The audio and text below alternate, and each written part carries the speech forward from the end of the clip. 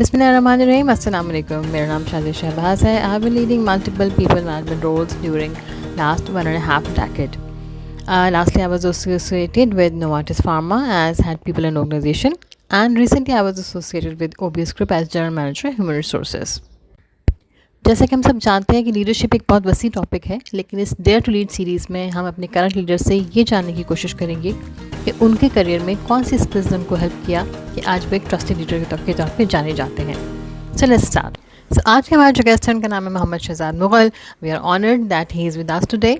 محمد شہزاد کے کریڈٹ پہ بہت ساری اچیومنٹس ہیں، خاص طور سے ملٹی نیشنل کمپنی کا پارٹ ہوتے ہوئے he has been leading multiple projects including transformation and many others that have been rewarded very much by the global and regional teams. Mohammad Shahzad is also known to be an inspiring people leader, and one of the most known trait for himself is that he has been known for transforming cultures, as being a leader that people look up to. And I know that like hundreds and thousands of people in pharmaceutical really admire him and want to be like him. So let's welcome him. So Assalamu alaikum Mohammad Shahzad. وعلیکم السلام. سب سے پہلے تو آپ کو بہت بہت شکریہ that you finally made time for us, and I can really understand کہ being a country head of a large or pharmaceutical organization it's not that easy کہ آپ ٹائم نکالیں، لیکن ہماری آڈینس کے لیے اپنے ٹائم نکالا. بہت شکریہ. Thank you Shazia especially for inviting and providing this opportunity. اچھا لگا کہ ہمارے کافی عرصے بعد ملاقات بھی ہوگی. جی جی بالکل بالکل. تو شہزاد صاحب آپ کی پریزنس کا فائدہ اٹھاتے ہوئے ہم ہمارے لیے تھوڑا سا بتائیں گے آڈینس کے لیے کہ فارماسیوٹیکل جو ایک انڈسٹری ہے اس پہ آپ کا اوور آل ایک ہمیں ایک جس بتا دیں کہ یہ ہماری انڈسٹری ہے کیسی، آپ کی اپنی آرگنائزیشن کے حوالے سے تھوڑا سا ہم ضرور سننا چاہیں گے.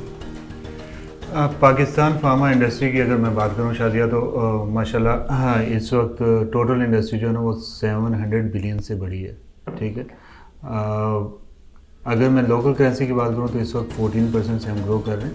آف کورس ڈالرز میں اس وقت بھی گروتھ ہیں، ڈالرز کے وہ چیلنجز جو اپنی جگہ ہیں، لیکن اس میں گروتھ جو ہے وہ بہت کنسسٹنٹ آ رہی ہے. یہ تو میں نے آپ کو ویلیو گروتھ بتا رہا ہوں. جب میں والیومیٹرک گروتھ کی بات کرتا ہوں جس سے نظر آتا ہے کہ جی آپ کہ پیشنٹ کا کتنا سپورٹ کر رہے ہیں، تو وہ اوور لاسٹ 5 to 10 ایئرز آپ دیکھیں گے تو 5 to 6% سے ہم گرو کر رہے ہیں. دیٹ مینس کہ ہماری ایکسیس جو پیشنٹس تک بڑھ رہی ہے، لوگوں کو دوائیاں مل رہی ہیں وہ والا. اگر آپ کے کویشچن کے سیکنڈ پارٹ میں آؤں کہ جی about my organisation which is obviously OBS AGP. Sandoz کا نیا نام OBS AGP ہے.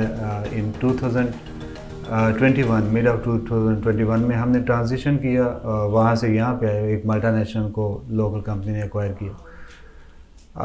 اس وقت سے لے کے اب تک الحمدللہ ہمارے سے ایک چھوٹی سی آرگنائزیشن تھی as far as the people area is concern. تو ہم ٹوٹل کوئی 120-25 لوگ آئے تھے.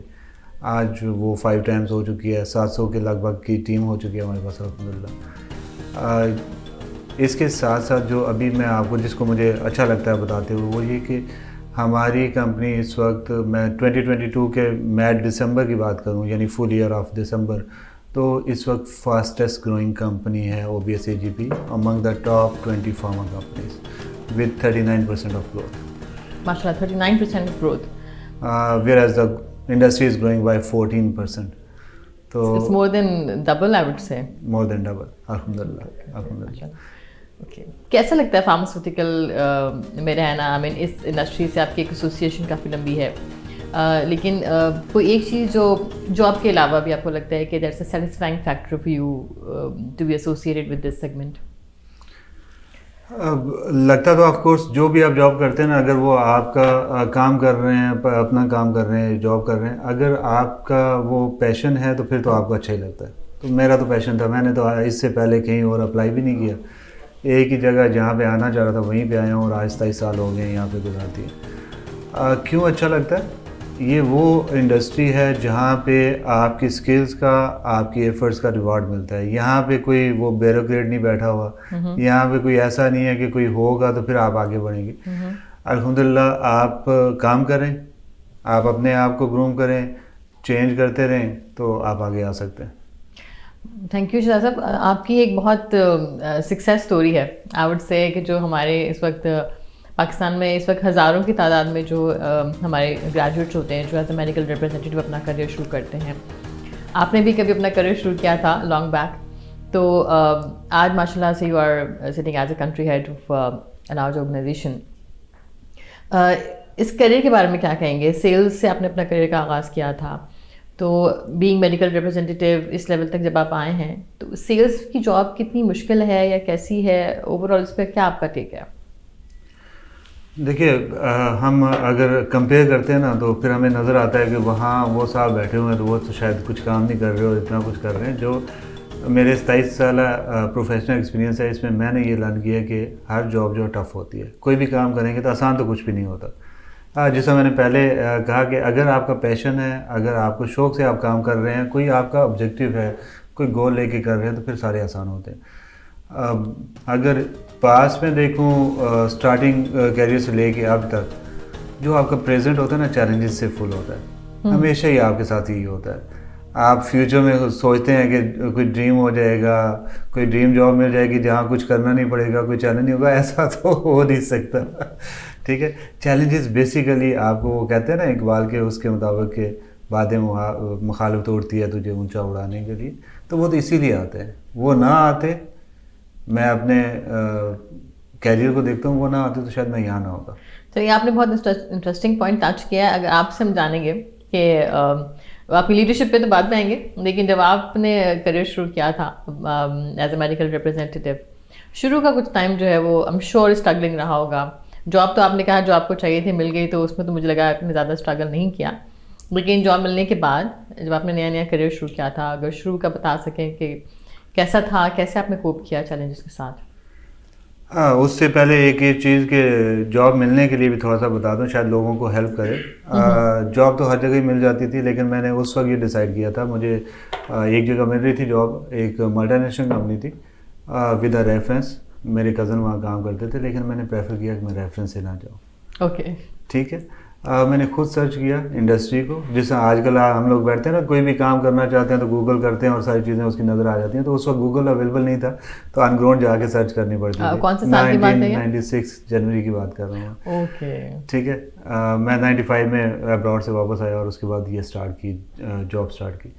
تو وہ گراؤنڈ پہ جا کے میں نے خود سرچ کیا کہاں اپرچونیٹی ہے, اپروچ کیا کمپنی کو اور اس کے بعد جاب لی. تو وہ مطلب ایک چیز جو یہاں بتانا چاہ رہا تھا کہ آپ کو کسی کی بیساکھیوں پہ نہیں چلنا, آپ نے خود اپنے پہ ٹرسٹ کرنا ہے.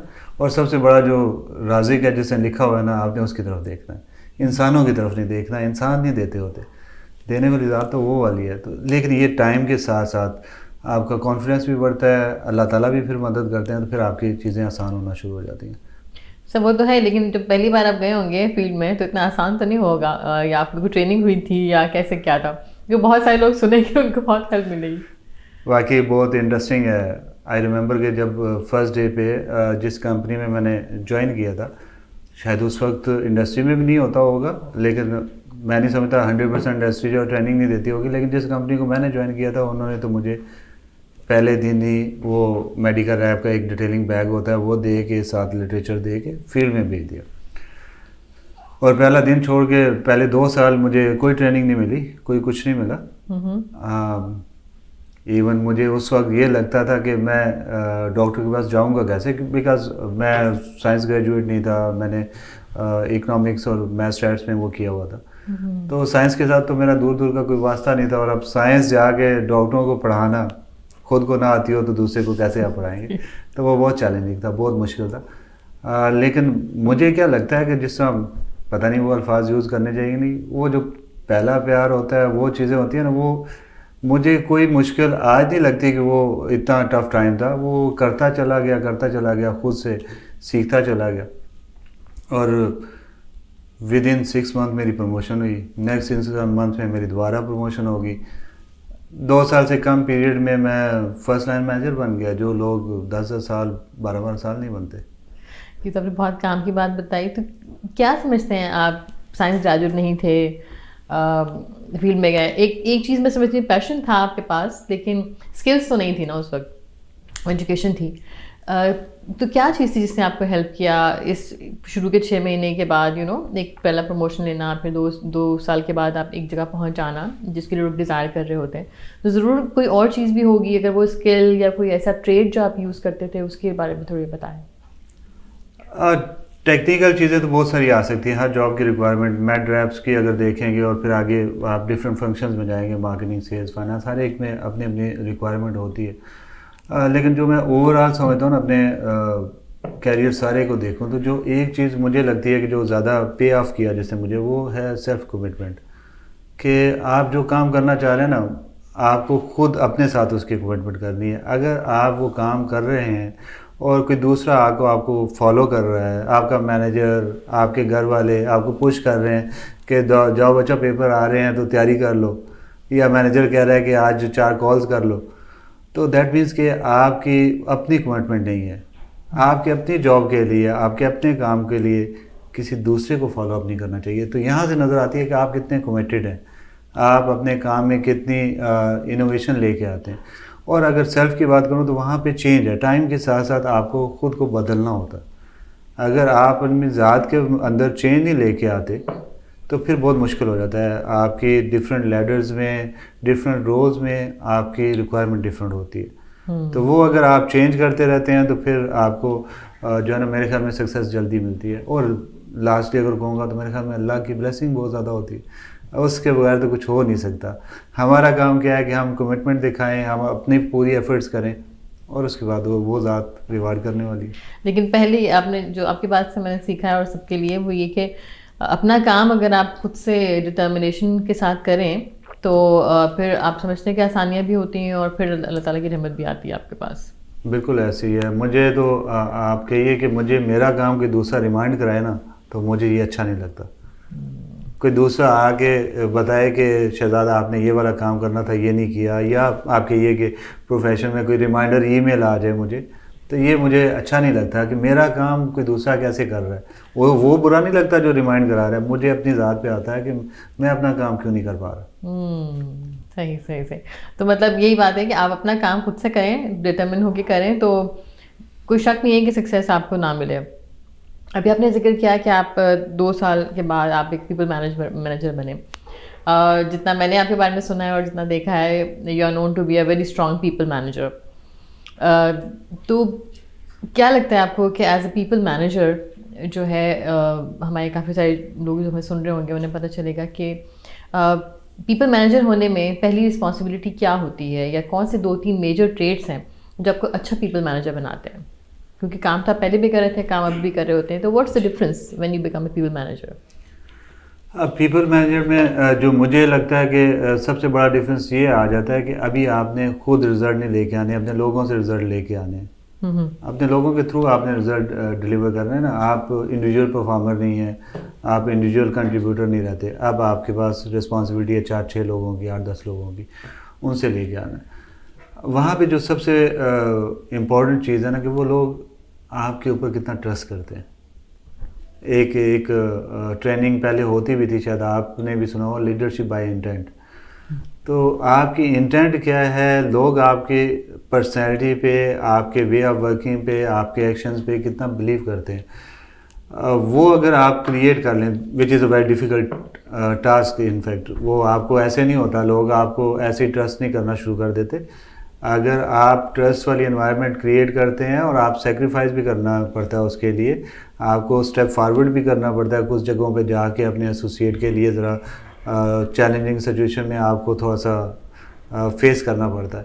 تو وہ اگر آپ نہیں کرتے تو پھر بہت مشکل ہوتا ہے. ٹرسٹ اگر کریٹ نہیں کر سکتے نا، ہاں ایک دفعہ ہو جائے، یہ میں ٹیکنیکل سکلز کی بات نہیں کر رہا، وہ ایک لمبا ٹاپک چلا جائے گا. میں صرف اس کی بات کر رہا ہوں کہ آپ ٹیم کو کیسے ون کرتے ہیں. اگر ایک دفعہ آپ نے ٹیم کا ٹرسٹ ون کر لیا، which would take a time, لیکن جب ہو گیا تو پھر سمجھیے کہ پھر اسموتھ سیلنگ ہے، اس کے آگے تو کچھ نہیں ہے. ٹرسٹ کیسے، مطلب لوگوں کا ٹرسٹ حاصل کرنا تو ویسے آسان نہیں ہوا. تو آپ کے خاص طور جو لوگ جن سے آپ نے کام لینا ہے، آپ کی ٹیم ہے، کیا ایک مینیجر اچھا کر سکتا ہے جس سے سمجھتے ہیں کہ آپ کے ان کی ٹیم ان پہ ٹرسٹ کرنا شروع کر دیتی ہے؟ کام تو آف کورس ایک اسکل ہے، جو کام ہے ٹیکنیکل جاب ہے وہ تو انہوں نے کرنی ہے. آپ کی سجیشن کیا ہوگی کہ کیا کرنا چاہیے ٹرسٹ گین کرنے کے لیے ایک مینیجر کو؟ دیکھیے ٹرسٹ دنوں میں تو آتا نہیں ہے، آپ کے ایکشن سے آتا ہے، اور ایکشن جو ہے نا وہ خود بولتے ہیں کہ آپ کیا کر رہے ہیں. لائک اگر آپ کوئی ڈیسیژن کر رہے ہیں، کوئی پروموشنز کر رہے ہیں، تو وہ اگر آپ ٹرانسپیرنسی نہیں لے کے آتے آرگنائزیشن کے اندر، اگر ٹرانسپیرنٹ سسٹمز نہیں ہوں گے، لوگوں کو نظر نہیں آئے گا، تو پھر وہ ٹرسٹ نہیں کریں گے. ایون اگر آپ نے کمیونیکیٹ بھی کر دیا کہ ایکس وائی زی کرائٹیریا جس کی بیسس پہ آپ لوگوں کو ایلیویٹ کریں گے، سب کچھ کریں گے، ایون دین لوگوں کے کویشچنز ہوں گے، کوائریز ہوں گی. اس کو کلیئر کرنے کے لیے، اس کے لیے آپ کو لوگوں کو کلچر ایسا پرووائڈ کرنا ہے کہ وہ بول سکیں، اس کو آپ رسپونڈ کر سکیں. اگر آپ اوپننیس نہیں لے کے آتے، ٹرانسپیرنسی نہیں ہوتی اور لوگ آپ کے بول نہیں پاتے، ایک کنڈیوسیو انوائرمنٹ نہیں ہوتا، تو پھر ٹرسٹ کریٹ نہیں ہوتا.